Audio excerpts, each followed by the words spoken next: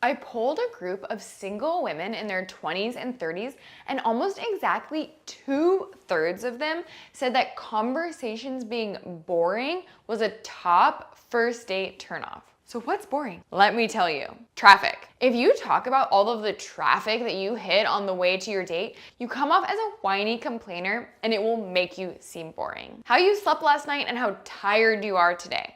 There's nothing to talk about as a follow-up to this, and bringing it up makes it seem like you aren't energized for the date, and it will make you seem boring. Money. If you mention the price of gas or call out the cost of something on the menu, you will come across as cheap, and this will make you seem boring. Your health issues. First of all, ick. But if you are telling her about your IBS as you nix things that you can't eat on the menu, this will also make you seem boring. By the way, if we haven't met before, my name is Blaine, I'm a dating coach, and I've been featured in Forbes, New York Times, and Insider for helping thousands of clients like you. So let's talk about how you can have non-boring conversations on your next date. So a great question to ask is, what's a rosebud and thorn from your week, or your month, or your year? This is a fun question for a date because it is relevant, it immediately stimulates real conversation, and it creates an emotional connection, which most guys fail to do. You're gonna understand what is exciting to her, what's something good in her life, what kind of things she looks forward to, and the type of thing that isn't as appealing. So if you want a real relationship and you want to get to know somebody on a real level, this is going to get below the surface and also cover a range of topics. So I think this is always a really fun one. Obviously, you don't want it to just be the first question you ask when you sit down for the date. As things get going, after you've had some pleasantries, it's a great way to stimulate real talk. Another question to stimulate a bit deeper of conversation is, what is the most surprising thing you discovered about yourself recently? The key with this one is make sure you have something interesting to answer with when she returns the question. This is going to help you understand if she is introspective and also get a better picture of who she is and if you are compatible, and vice versa for her. This doesn't have to have a super deep and heavy answer. It could even be something silly and lighthearted, but it is still going to help you both get a better understanding of if there is a fit there. This next one that I like can be a little bit silly, and you want to make sure it doesn't get too dark, but it's, what's the longest lie you've ever lived? This is going to show you if she's willing to be vulnerable. Really important here though, make sure you have your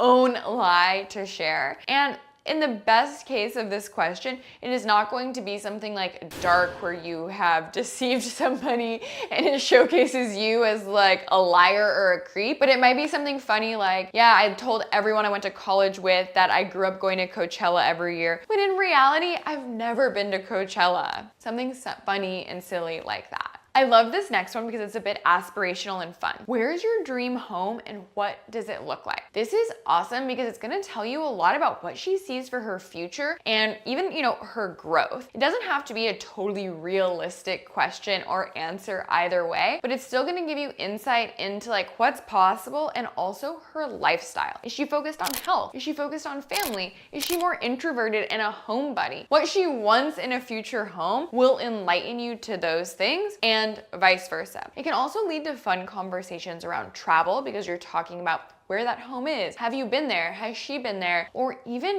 design aesthetic, what you want the home to look like, interiors, are you guys artsy? Are either of you creative? It can lead to a lot of different conversations just from asking that one question. The next one also gets a little bit deeper and touches on her vulnerable side, but what is your most embarrassing fear? This is going to help create an emotional connection because you are getting below the surface. It doesn't again have to be something super dark or deep or upsetting. Ideally, since you're preferencing it with embarrassing fear, not just your biggest fear, it's gonna be something that's actually a bit lightweight and might even allow you to later tease her about it or flirt with her about it. For example, she tells you her biggest fear is alligators, but you live in a landlocked state in the desert. That is something you could absolutely find a way to tease her about in a lighthearted, fun way. later. As you can see, each of those 5 questions is totally different and has different reasons for being a good question on a first date. The most important thing for you to remember is these aren't meant to just be like asked boom, boom, boom, boom, boom, like interview style. That would be weird. In fact, I got a lot of people saying that